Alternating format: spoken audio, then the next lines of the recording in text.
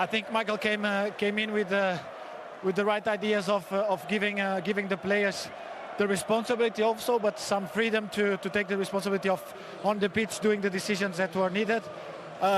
It's very good with the words. I think he still remembers what I told him the last time he was our manager for our last game, and I was sure that Michael could be a great manager, and he's just showing it. And we hope that we can help him even more, so everyone can see not just us as a players that we are good players. That's why we are at Man United, but also the staff is very good.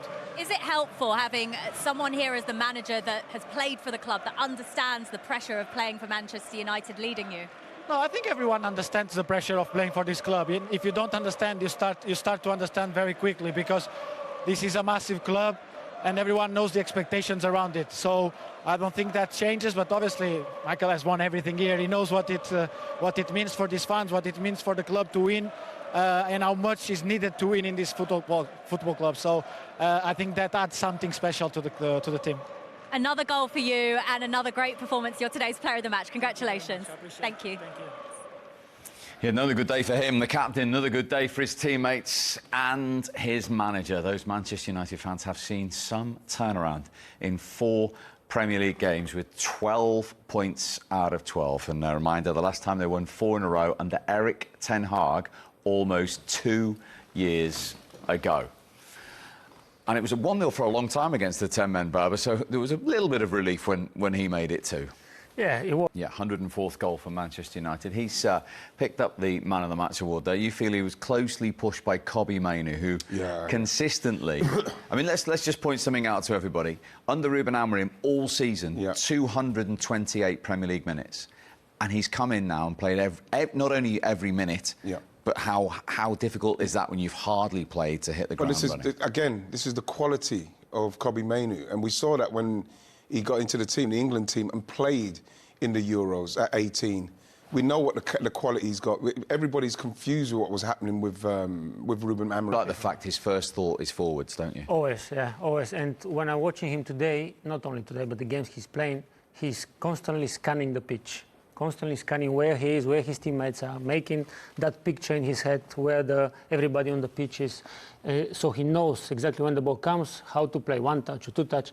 He's very clever, slowing the game when the game needs to be slowed down, draw the opposition towards him and then pass the ball. This way freeing the space in the opposition half. So again, very happy that he stayed. If I can say that, in United, and we are not forced to watch him play for another team, because now we can see how good he really is, and I think he can become even better, of course. Absolutely. And in terms of these relationships, obviously they have 3 weeks, so that there's time to work and recover. But Michael Carrick, since that first team selection, has made just 1 change, and that was enforced because of Dorgu's injury. I mean, how important is that in terms of the message the coaching staff are trying to get across to them there? It's vitally important. In respect to the message. But what the main thing with it is, Steve, is that when you look at the Premier League this season and the way it's going, with Arsenal, with City, with Liverpool, with Villa, now you have to say with Man United, because everybody's saying, which team can put a run together? Which team can put a run together now till the end of the season who's under no pressure? Like you mentioned there, they've got there's no European football they have to worry about. They can just play, train, get ready for the next game with the momentum, Steve. You look at it and you think to yourself, well, it's going to be interesting to see how this finishes up for United. Yeah. OK, another good day for United and Michael Carrick, not so for Tottenham. Game change with that red card for the captain, Christian Romero. Here's his goalkeeper, Guillermo Vicario. It's not been a good week for your captain, Romero. How's he feeling in the dressing room? Have you seen him, spoken to him? Yeah, of course he's disappointed, because he knows that this red card could have been avoidable, and so he apologized. He's our captain today. He made his mistake, but we know the player he is. He's gonna come back for sure stronger, and he's gonna help us massively going throughout the season. Yeah, you can hear the disappointment. Exactly. I mean, his own goalkeeper says it's avoidable, and he's made a mistake. He was avoidable, of course, and I think he was probably their best player today, right? Saving the shots from United. Of course, everybody with Spurs connection will be disappointed today because, as I said before, the moment they received the red card, the moment where they lost the game, in my opinion, because it was very difficult for them to, in the shape of form United are, to defend, to not concede goals. And now they need to start again and again, like all the time it is, they lack that consistency. In the moments where they need to have it, to stay concentrated in the head. But as I said before, for what we already saw say about Romero, something like this was coming. Yeah. Something like this was coming probably, and it's about, he's the leader. The team starts with him, right? And he knows it.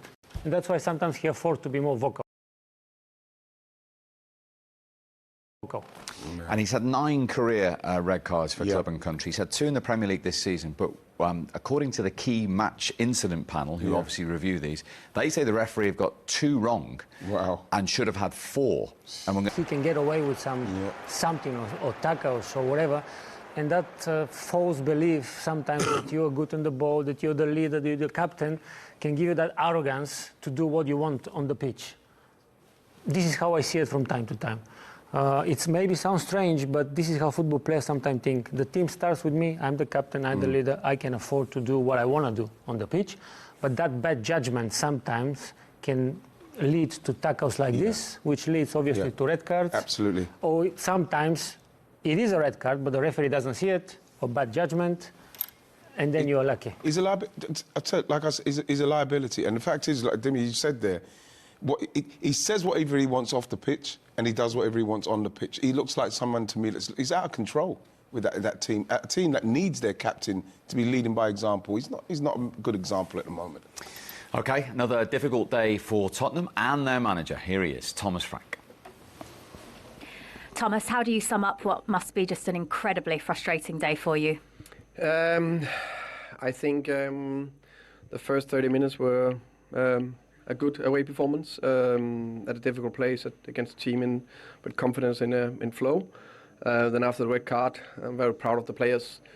The resilience, staying in the game mentality, still be a threat at times to try to create something. Very proud of them. And then, of course, we just made the 3 offensive subs just to try to really push a little bit more. We just conceded the second. But I think the last 70 minutes. Their opening goal happen if you've got 11 men on the pitch? No, because that was the area they could explore.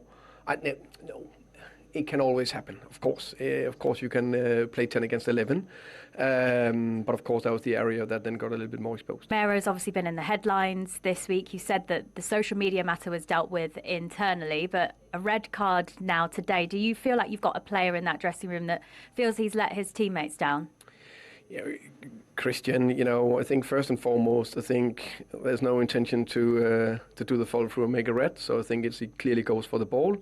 Unfortunately, the way the rules is, it's then a red.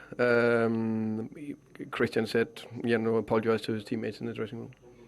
Of course, you're going to lose your captain now for 4 games because it's the second red card of the season, and you can't help the injuries you've already got. But your squad really is down to the bare bones now. Yeah.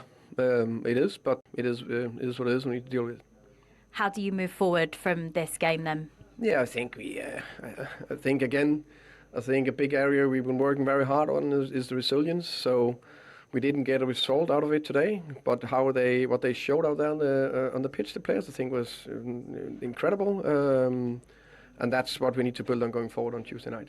I'm not sure how closely you look or pay attention to the Premier League table right now, but it's 9 points off the relegation zone. Is a relegation fight something you're even speaking to your players about? Just focus on the next game, that's again Newcastle on Tuesday night.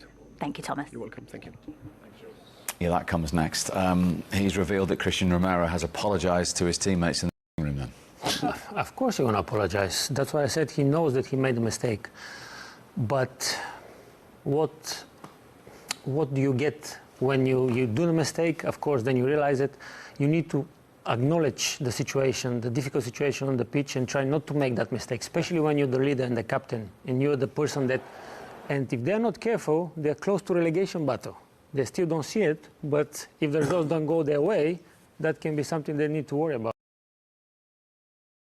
about. Yeah. Yeah, and a doggy off injured as well today as the injuries and the problems pile up for Spurs. 2 wins in 16 Premier League games.